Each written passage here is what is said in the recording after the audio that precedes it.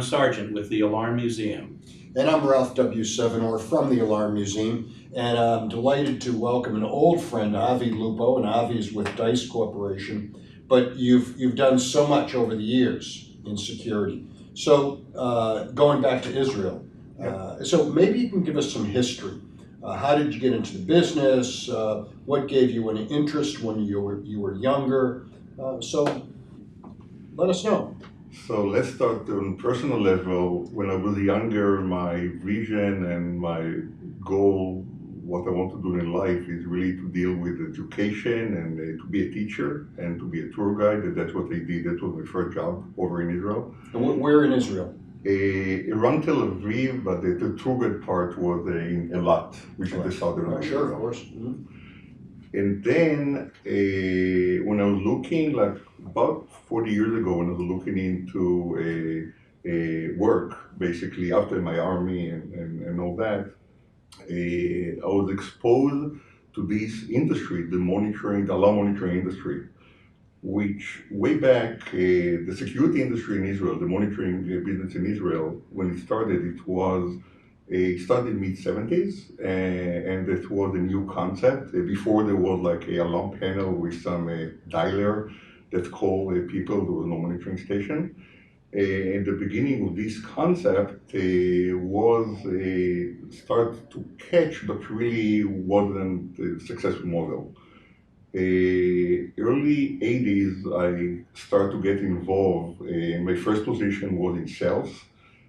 But the challenge wasn't to sell, the challenge was to explain to people how can it be that when there is an alarm trigger, you're getting somebody somehow get a signal, and somehow in Israel there's no police response, we never had, then somebody like a runner will get to the site to see what's going on instead of you at 2 a.m. get that signal. So there was never any police response in Israel? Never. It was all private? Never ever until today. Okay.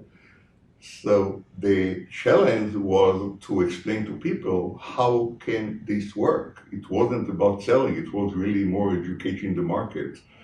And way back, insurance companies didn't accept it, and there was nothing with insurance, nothing with police. It was really like a new concept. So in the very beginning, the challenge was to go through that, to try to explain to people how this magic works. But once, in parallel, we start to work as a company with the insurance industry. We start to work in parallel with the police, with fire department. That was the beginning pretty much of the industry over there in Israel. But once we start to get some adoption from insurance and people did understand the concept, from that point the business was booming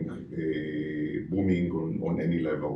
So you saw from no industry or very small here and there sales into like hundreds of deals that close every day by the team members that we had.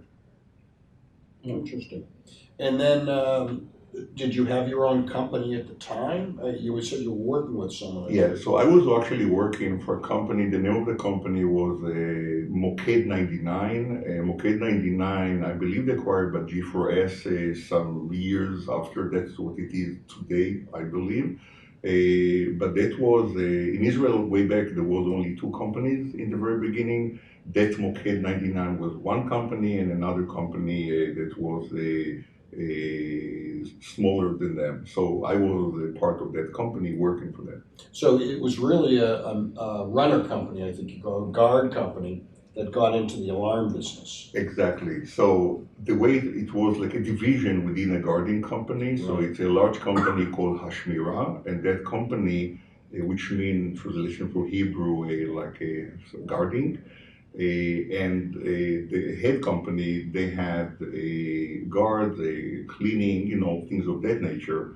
And then they have the electronic security division, which was more about installing a fire alarm system, a old-fashioned access control system, old-fashioned DVR of the 80s, and the monitoring business, which in the beginning was very challenging to push to the market as a new concept. Yeah. And so that was with the runner company, but then didn't you get involved in your own company in Israel?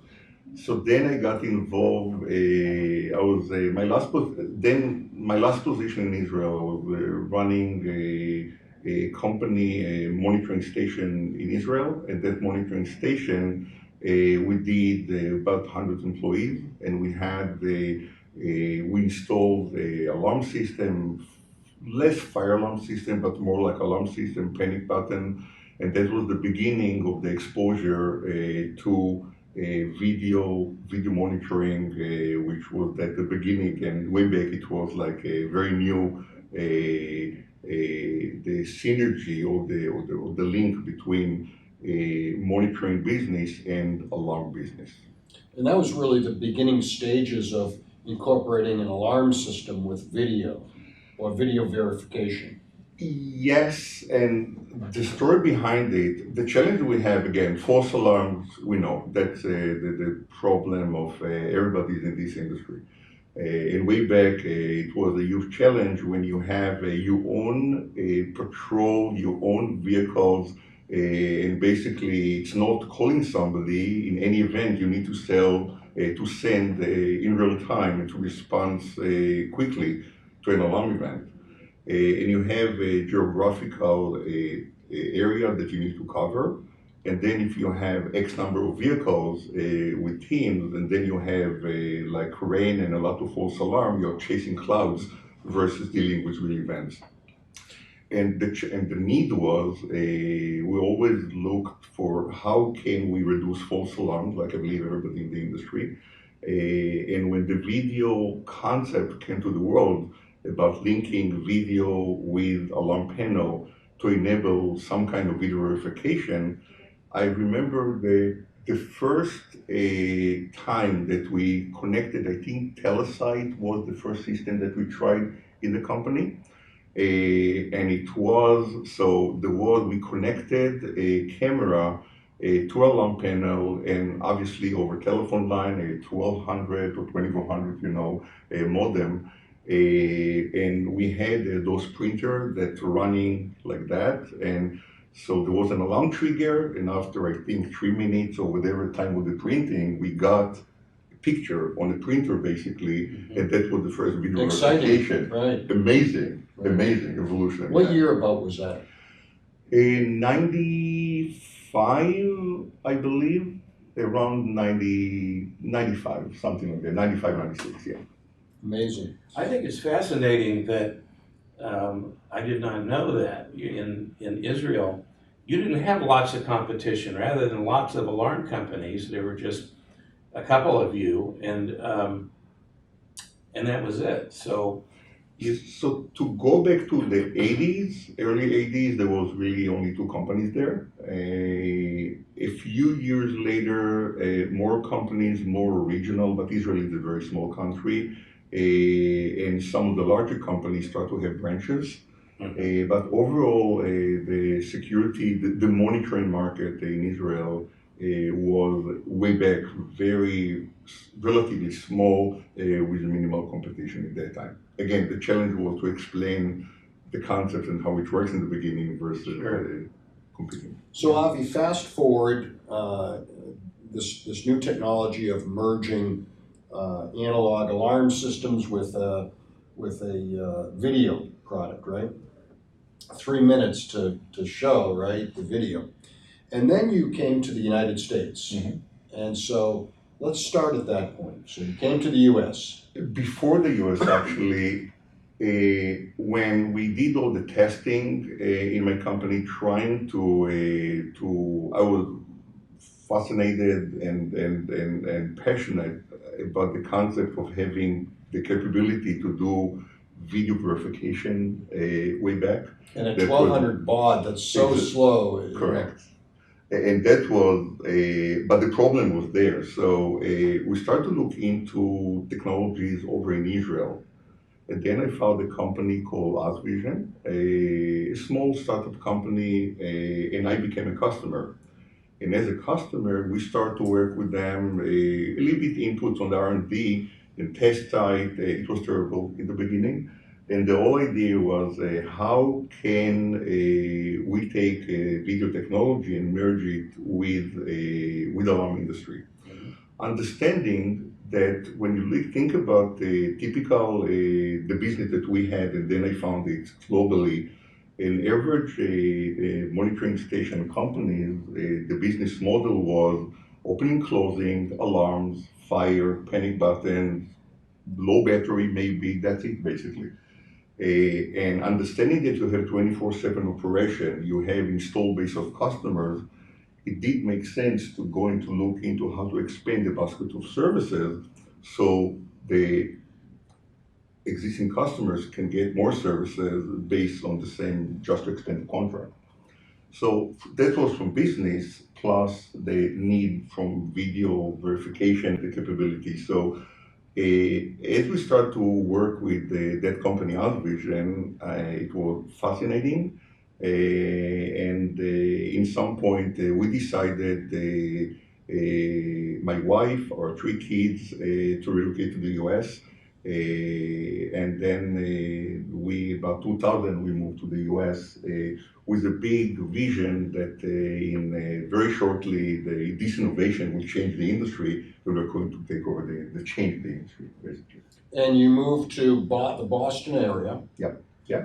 And Oz Vision was actually in a kibbutz, if I recall, Nachalos, right? Correct. Chickens on one side and high tech on another. Exactly. Well, yes, it's interesting. Nahal Oz is a small kibbutz. Is like a small like community, Village. like a village, and they basically it's a combination of agriculture. It's on the border with Gaza, so there's a lot of other challenges in the area, and yes, in high tech. It's amazing. Yeah. Amazing. So you're in the United States, and then you became the sole distribution arm of Oz Vision. Correct. So let's talk about the mistakes, long list of mistakes that we did. We all have them. Yes. It all starts with thinking that remote video way back with modems was very challenging. Internet wasn't really stable, the beginning of that. So the business plan that we had was to enable remote video, pretty much what every kid doing that today from a cell phone. And we came to that and start to try to get into the market. And very quickly, we understood that that's not scalable and it's not going to work. And at that point, based on feedback that we got from the people we spoke with, we learned what it is all about, the alarm industry. And that was the beginning to understand that there is the structure of the CSAA, the NBFAA, SIA, and those other players in the industry. And pretty much the security industry here is way more structured when Israel it wasn't structured.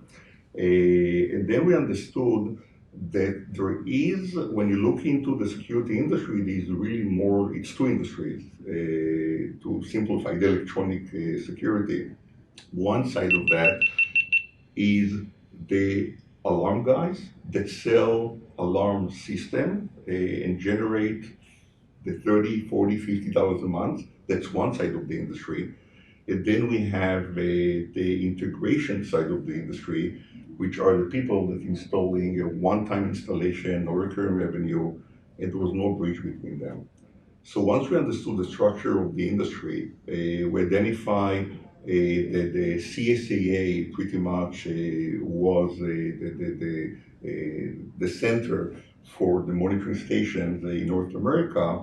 In that point, we start within the CSAA, understanding the model. We start to develop solution that was all about video monitoring versus just dealing with alarm system. That was the beginning of that. So instead of going and having an exciting remote video product, we went back to the lab and took us some time to develop a video alarm receiver. And it was really a computer, but the way we interfaced that video receiver into the automation, and at that point we started to work with all the automation in the market, and we have Sims, Bolt, Dice, MAS, everybody in the industry, and we've been pretty much the first video monitoring company really in the market, the first one, and then it became global. And if I recall, Oz Vision was very successful. It was growing so quickly, and that's where they needed more capital, and it became more of an equity capital, a venture capital. They got people involved. So in the very beginning, Oz Vision was a private company owned by the company in Israel. When we came to the US, we opened a US company that was more like a distribution company, and it was private money. But in that point, as the company started to grow and we had more and more customers, in that point, we needed to go and to do rounds of investment into the company. So we did some with some angel money. But we needed more, and in that point we got VCs involved, and we got 3 venture capital altogether that did a bigger round of investment in the company, and that was in 2003, I believe. And in that point, the company changed its structure from the vision of the founders into a VC type company. And so you left that, and you moved to Florida, right? So actually, in between, I stayed with Oz Vision to develop the international market, and that was until 2009. And in that point, we had offices in Lima, Peru, in the Netherlands, and out in Sydney over in Australia.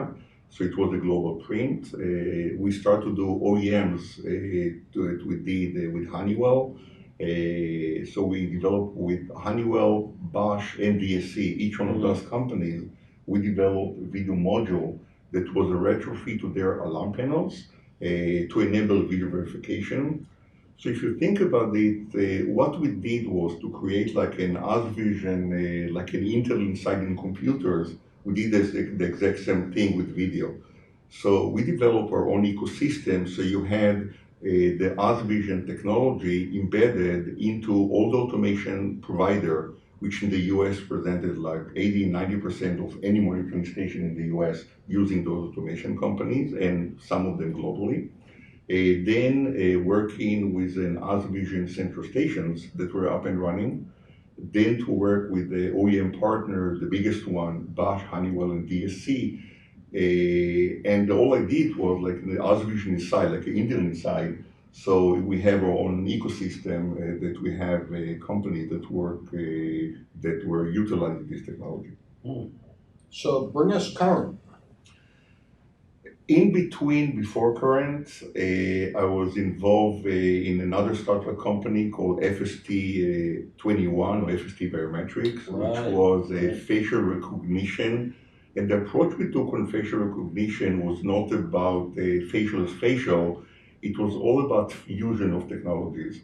So what we did, we developed a machine that will imitate what a human guard would do. In other words, we have all the computerized, the computer power and the software to enable that when a person walk, we're talking about access control or really an alternative to a guard.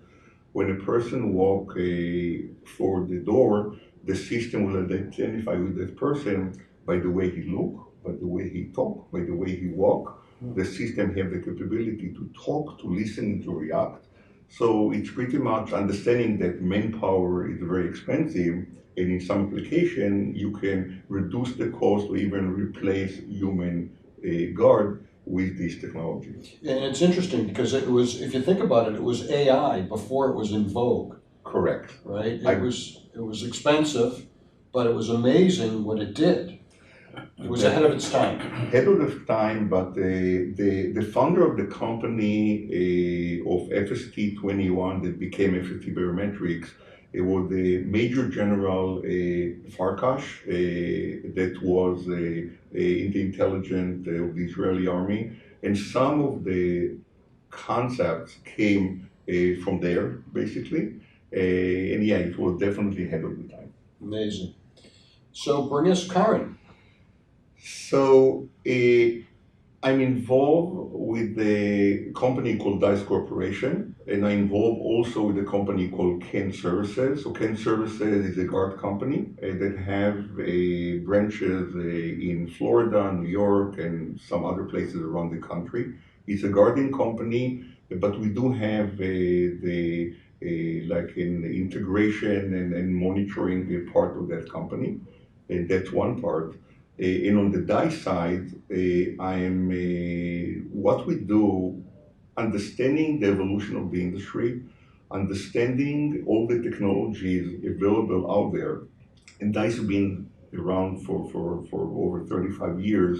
The vision and the understanding was that there is a need to develop a kind of like a incubator of newer technologies, and they have the capability to have fusion of all of those technologies, to have an open platform that will support any type of system. We understand that one thing for sure, things changing all the time, and every year you have new innovation and technology changing all the time. So so basically what we did, we developed a new platform, and that new platform is open platform that enable its event management. It's not about alarms as alarms. So if you think about any IoT device that can be temperature control, sensors in the vehicle, video, etc., each one of them, including alarm sensors and panel, all of those are, we look at them as video sensors, and those video sensors basically are the ones that incorporate into the platform. So the future, before we talk about future, the current, where the industry is that you have many alarm companies that have alarm systems, monitoring, and they do the traditional monitoring. You have some others that do video in terms of video verification and things of that nature. You have the beginning of the industry that do some video interactive and remote guarding, but all that is with mindset of a video, old-fashioned alarm and video. And the way we designed the system is that it's all about to be able to handle a video, not as video, but to have the video as a sensor, basically. So for example, if you have a site that have 100 cameras, you have the capability on the fly to program those 100 cameras and to define them as a virtual video panel. So now you have 10 zones, for example, video zones. And then you can load whatever video analytics that you want to each one of those cameras. And now the end user can arm and disarm from cell phone, they can arm and disarm those video zones. No need for alarm panel anymore.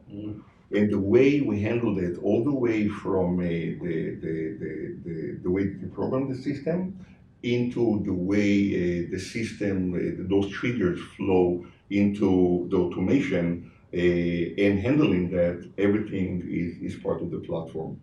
Now, when the operator gets an alarm, a video alarm event, it's not about I get an alarm and I see one video to show me to do the verification. If I have 10 cameras in the north side of the building and there was an alarm trigger, a video alarm trigger, the operator will view the triggered event, will see the live view, will have the capability to interact with the site by activating, talking to the site, activating the relays, but also will have in real time view of the 9 other cameras. So you see all the, like a 360 view of all the cameras on that area.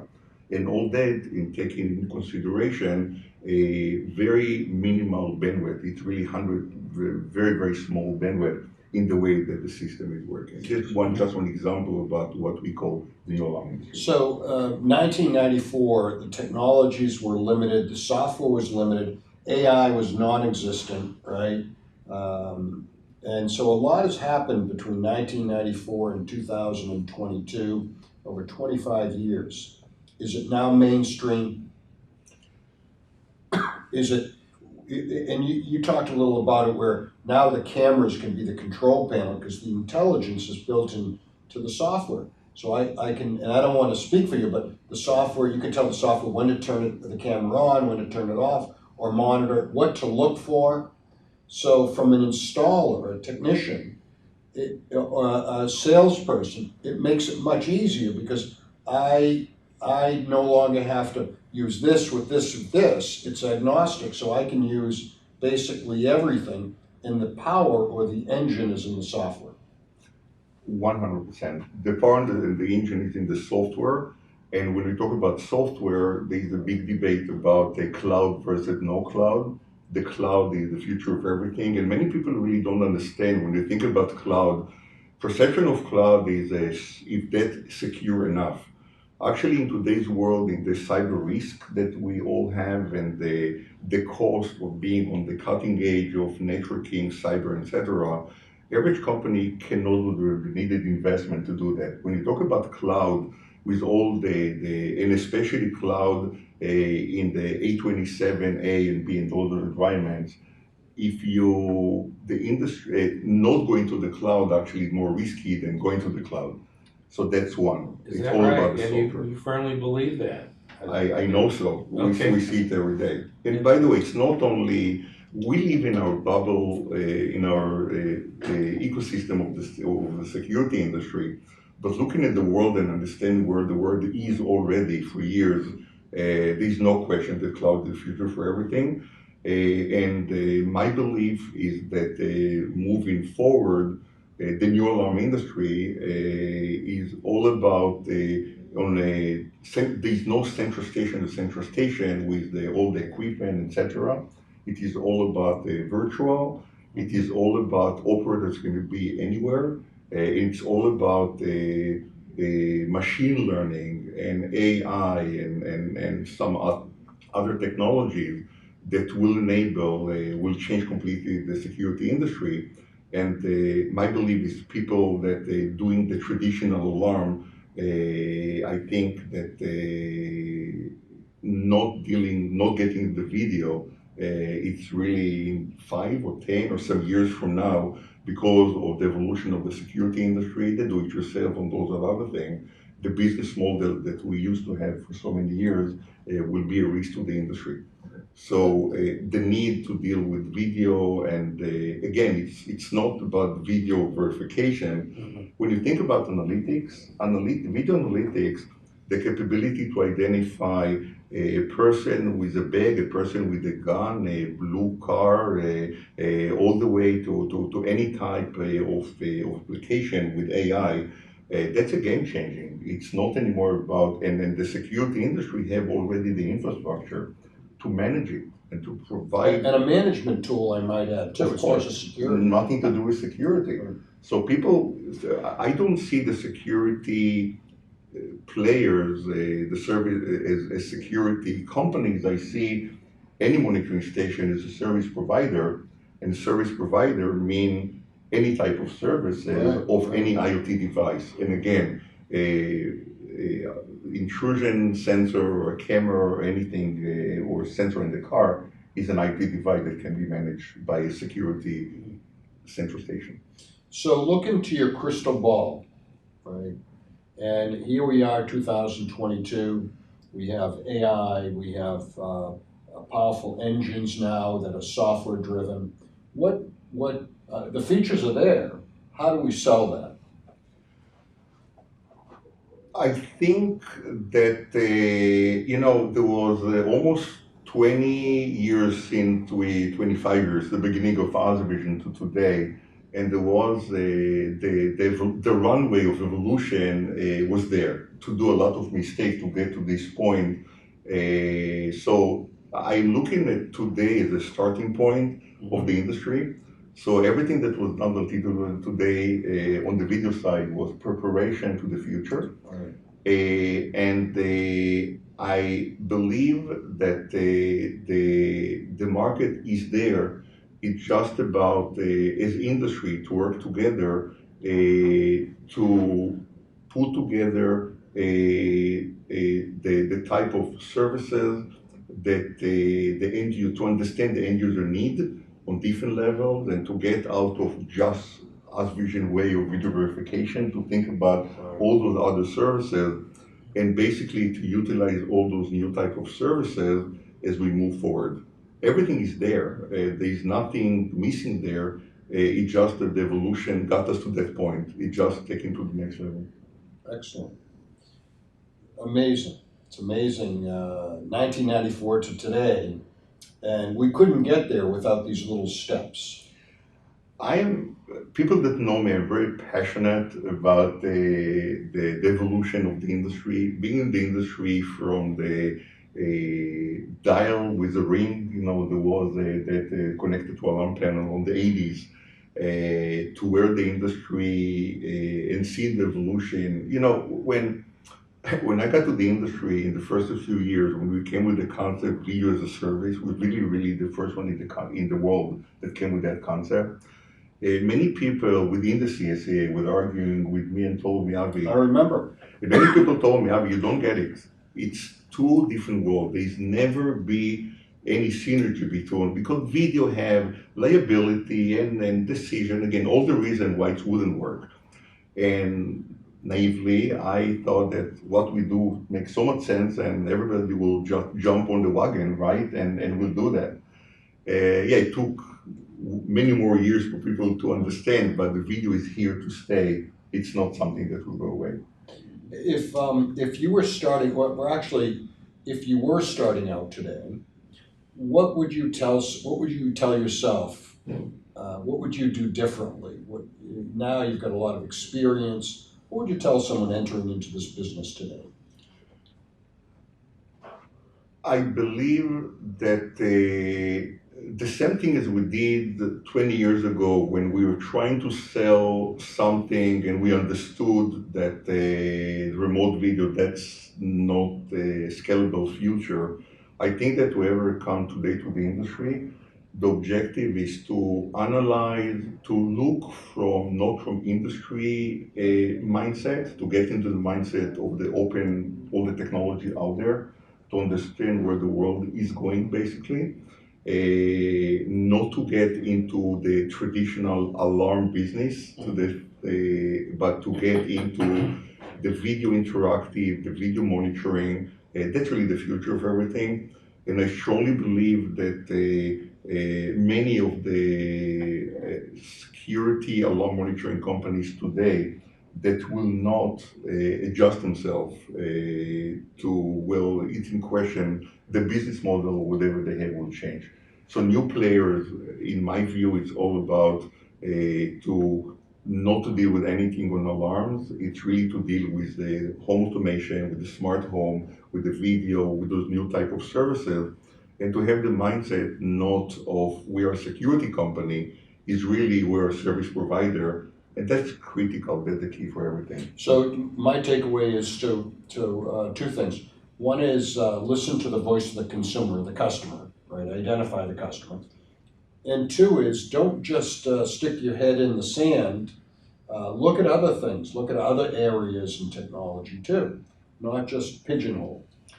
But I think he's saying in particular, the video is really the lead, because from that you can do Build anything, right? Yeah. Right. When we say video, I'm involved with the TMA, with the video committee, okay?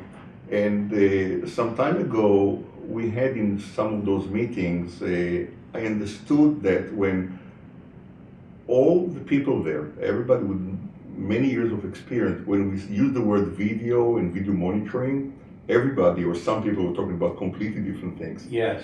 So the perception, the definition of what is video and what is video monitoring need to be defined. Yeah, it's the services that you can get off. So in my view, the fuel for the future of this industry is all about the AI, the different AIs, because the evolution, that the software, obviously, that's the fuel for everything.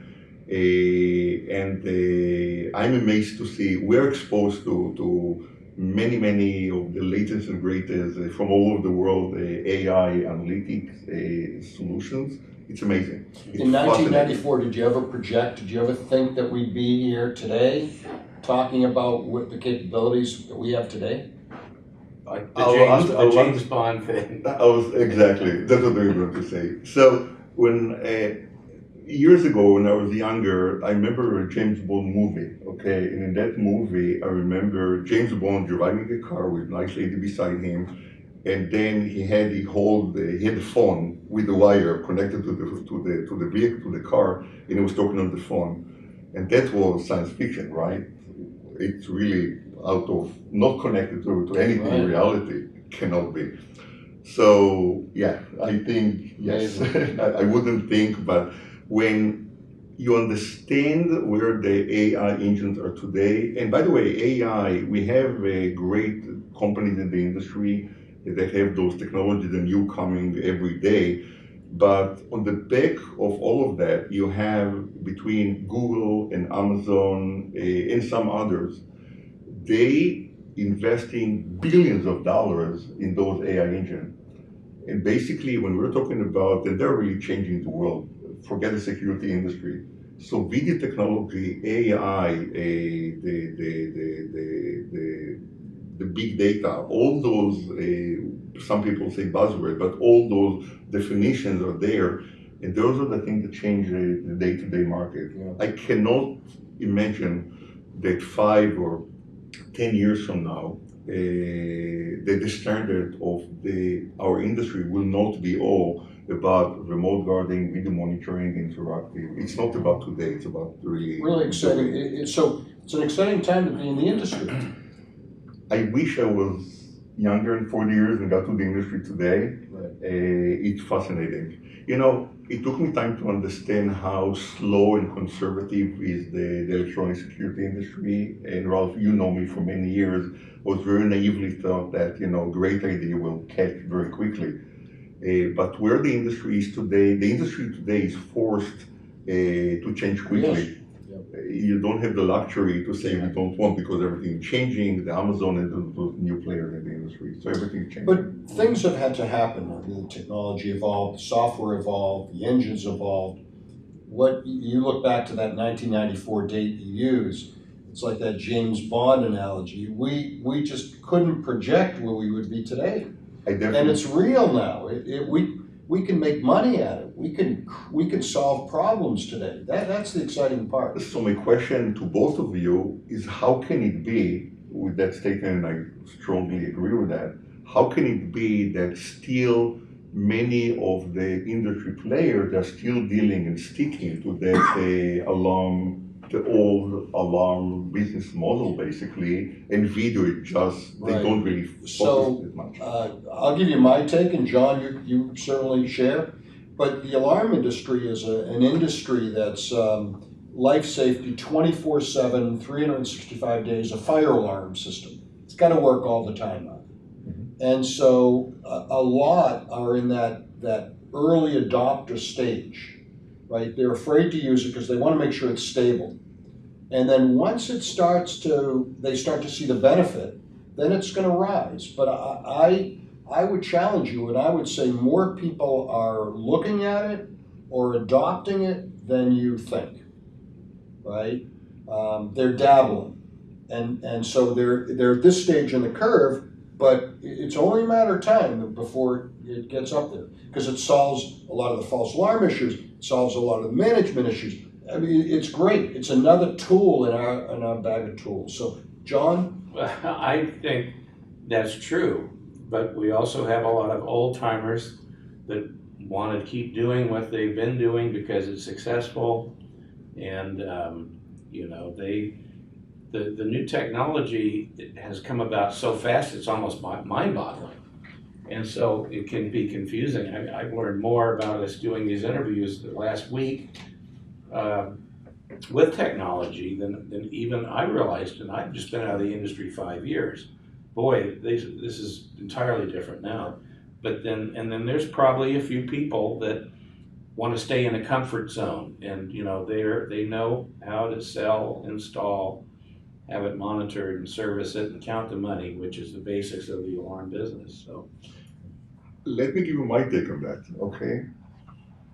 So here we are, we have the world with amazing technologies out there. And then we have central station software, the automation guys, right? That need to comply with the big world with all those technologies. Then you have the end user, the monitoring stations, and then you have the end users. So if you think about this, what is happening, the reality based on what you're saying is that there is like a bottleneck. So you have all these mountains of new technologies. You have the software companies that really, they decide, and who they are to decide, right? What can go in or not into the game of the way that the future of the industry.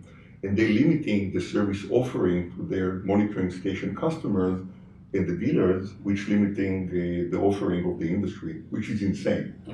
So I do believe, strongly believe that it's all about open platform is the key for everything, cloud is the key for everything. With all the respect, 2022 and moving forward, it's not about anybody being controlling like a gatekeeper of all those innovators in the market like many years ago. And I think that that's the way of the future.